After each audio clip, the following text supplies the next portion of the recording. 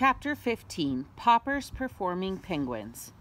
At that moment they were interrupted by the manager, who came in with a groan. "What's the matter?" asked Mr. Greenbaum. "The marvelous Marcos who closed the program haven't turned up, and the audience are demanding their money back. What are you going to do?" asked Mr. Greenbaum. "Give it to them, I suppose. And here it is, Saturday night, the biggest night of the week. I hate to think of losing all that money." "I have an idea," said Mrs. Popper. "Maybe you won't have to lose it. As long as it's the end of the program, why don't we just have the penguins rehearse in there on a real stage? We'd have more room, and I think the audience would enjoy it." "All right," said the manager. "Let's try it." So the penguins had their first rehearsal on a real stage. The manager stepped out on the stage.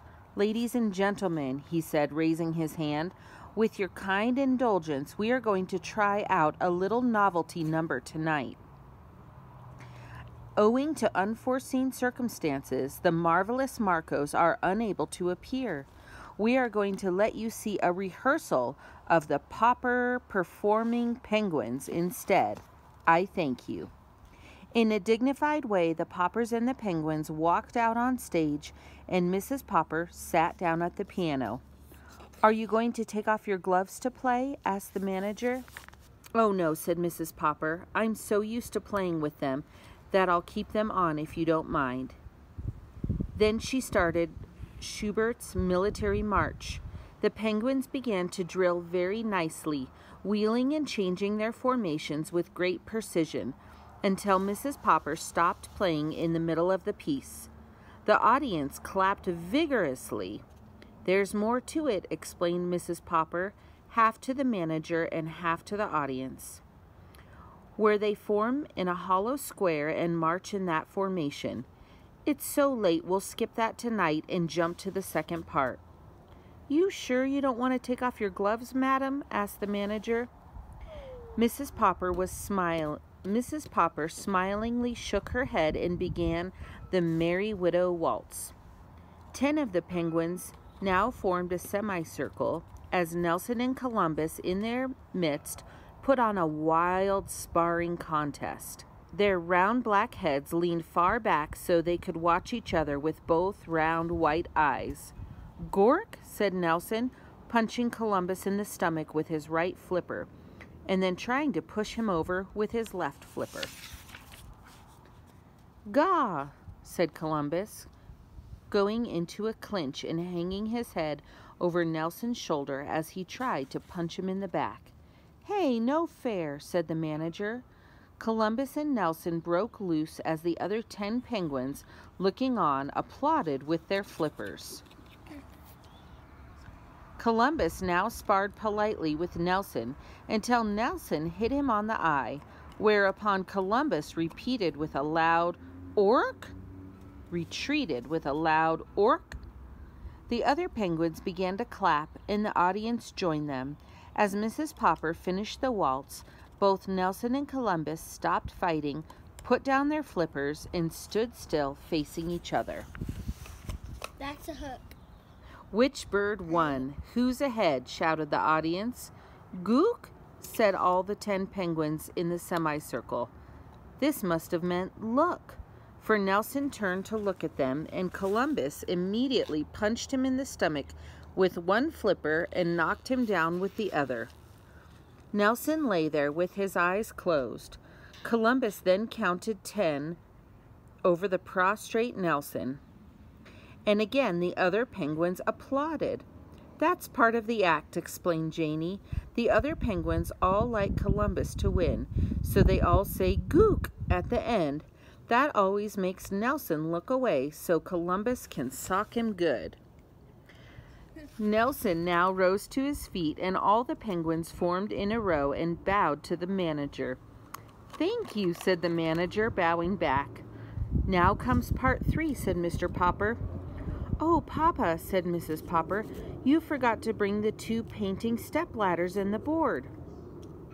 "That's all right," said the manager. "I'll get the stagehands to bring some." In no time at all, a pair of ladders and a board were brought in, and Mr. Popper and the children showed them how the ladders had to be set up with the board resting on top. Then Mrs. Popper began to play the pretty descriptive piece, By the Brook. At this point in the act, the penguins always forgot their discipline and got dreadfully excited. They would all begin shoving at once to see which could be the first to climb the ladders. However, the children had always told Mr. Popper that the act was all the funnier for all this pushing and scrambling, and Mr. Popper supposed it was. So, with a great deal of squawking, the penguins fought and climbed the ladders and ran across the board in complete confusion, often knocking each other entirely off to the floor below, and then hurrying to toboggan down the other ladder and knock off any penguins who were trying to climb up there. This part of the act was very wild and noisy in spite of Mrs. Popper's delicate music. The manager and the audience were all holding their sides laughing. At last, Mrs. Popper got to the end of the music and took off her gloves. "You'll have to get those ladders off the stage, or I'll never get the birds under control," said Mr. Popper. "The curtain is supposed to fall at this point." So the manager gave the signal for the curtain to go down, and the audience stood up and cheered. When the ladders had been taken away, the manager had 12 ice cream cones brought in for the penguins. Then Janie and Bill began to cry, so the manager ordered several more, and everybody had one. Mr. Greenbaum was the first to congratulate the Poppers. "I don't mind telling you, Mr. Popper, that I think you've got something absolutely unique in those birds. Your act is a sensation. And the way you helped out my friend the manager here shows that you're real troopers. The kind we need in the show business. I'd like to predict that your penguins will soon be packing the biggest theaters from Oregon to Maine." Oregon. "And now, to come to terms, Mr. Popper," he continued, "how about a 10-week contract at $5,000 a week?" "Is that all right, Mama?" asked Mr. Popper. "Yes, that's very satisfactory," answered Mrs. Popper. "Very well," said Mr. Greenbaum. "Just sign these papers and we'll be ready to open next Thursday in Seattle." "And thanks again," said the manager. "Would you mind putting on your gloves again for just a minute, Mrs. Popper?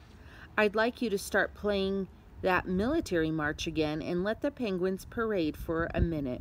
I want to get my ushers in here to look at those birds. It will be a lesson to them."